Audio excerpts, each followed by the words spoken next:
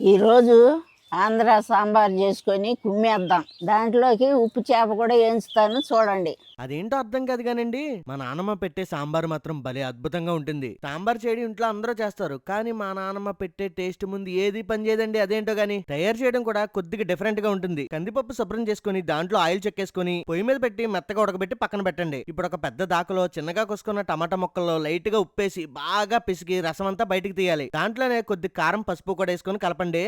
ఇప్పుడు సాంబార్ లో మీరు ఏదైతే కూరగాయలు వేసుకుంటారో అన్ని వేసేయండి చెప్తాను. నెక్స్ట్ ఏం చేస్తారంటే పప్పు ఉడకబెట్టుకున్న నీళ్లు కూడా దాంట్లో వేసి కొద్ది కరివేపాకు వేసి ఒక 2 లోటాలు నీళ్ళు వేసి కూరగాయలన్నింటిని పొయ్యి మీద పెట్టి బాగా ఉడకనివ్వాలి. కూరగాయలన్నీ ఉడికే గ్యాప్ లో మనం ఇందాక ఉడకబెట్టుకున్న పప్పు గుత్తుతో మెత్తగా మెదిపేయండి చెప్తాను. మీకు కావాలంటే కూరగాయలని ఇలా ఉడకబెట్టకుండా మీకు నూనెలో వేపుకోవచ్చు. కావాలంటే పప్పు మెదిపేలోపు కూరగాయలన్నీ ఉడికిపోతాయండి. మంచిగా ఉడుకుతున్నప్పుడు చింతపండు పులుసేసి ఉడికిన పప్పులో మన సాంబార్కి కావాల్సిన నీళ్ళేసి పొయ్యి మీద మరుగుతున్న దాకలో తిరగేసేయడమే. పప్పు వేసాక ఉప్పు సరి చేసుకోండి. కాసేపు సాంబార్ని అలా బాగా తెరలనిచ్చి ఆఖరిలో ఒక గుప్పిడి కొత్తిమీర వేసి కిందకి దింపేయండి. తర్వాత తాలింపు వేయాలండి. తాలింపు అంటే మీరేసే తాలింపుతో పాటు తాలింపు దింపే ముందు ఎండు కొబ్బరి తురుము తాలింపులు వేసి లైట్ గా వేపి అప్పుడు సాంబార్ లో తిరగేయండి. తాలింపు వేసిన తర్వాత సాంబార్ అయితే గుమ వాసనలు అయితే ఎరగదీసేద్ది. ఇలాంటి కత్తి లాంటి సాంబార్ ఉన్నప్పుడు ఉప్పు చేప లేకపోతే ఎలా చెప్పండి, మాట వచ్చేది. అందుకే మా నాన్నమ్మ గారు ఉప్పు చేప కూడా వేపేశారు నా కోసం.